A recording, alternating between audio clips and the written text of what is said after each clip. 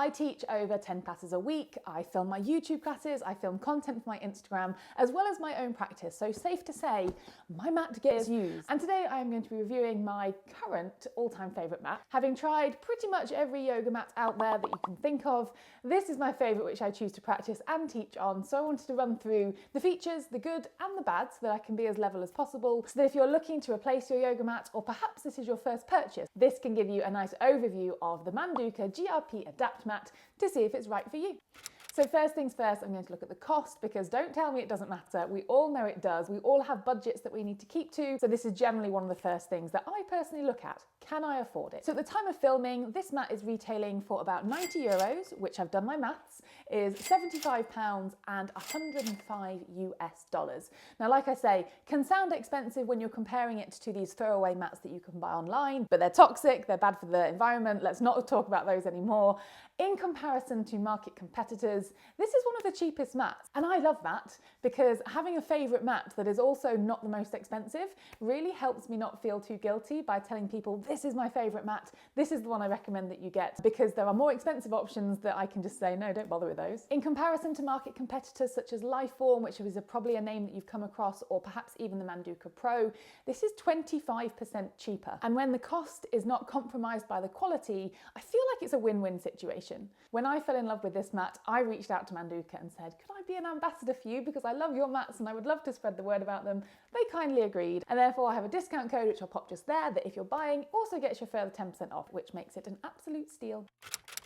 So what's so great about it? GRP, to the best of my knowledge, means grip, and I'm not surprised they called it that, because it is the grippiest mat I've ever come across. It was super grippy on the day that you open it, which you can expect from any new mat, but it's how well that grip maintains itself as time passes. As I said before, we're about 6 months into using this mat many times a week, and it's still just as grippy as the day I got it, which in my experience is something I've not found with other mats. Personally, I don't like Lifeform mats.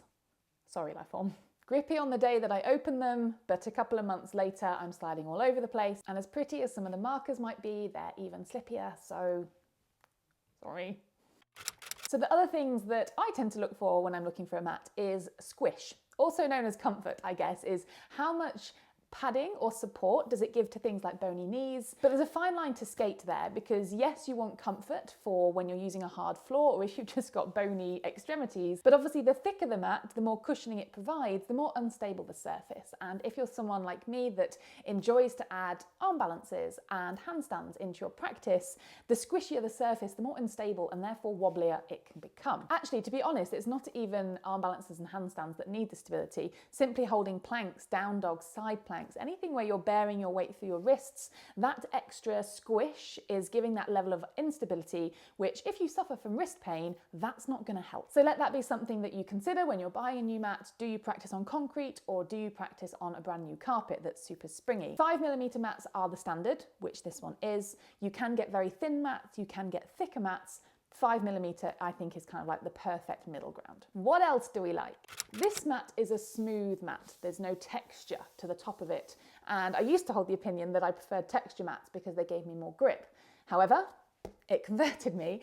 It's smooth, but it's not smooth in the same way that other smooth mats are. It's not the same feel, it's not the same material as, let's say, a Lifeform. It's something new that I believe Manduka are trying to patent. I don't blame them, it's amazing. But the wonderful thing about it being smooth is how easy it is to clean. You can literally just wipe it down with a cloth, which I found textured mats, particularly as I have a little dog that likes to walk over my mat, is you can get little bits of dirt down into the textured bits, which are quite hard to get out, and you kind of have to scrub. And I don't like to scrub my mats because I feel that I'm taking off the lovely top coating, which is generally what I've paid for.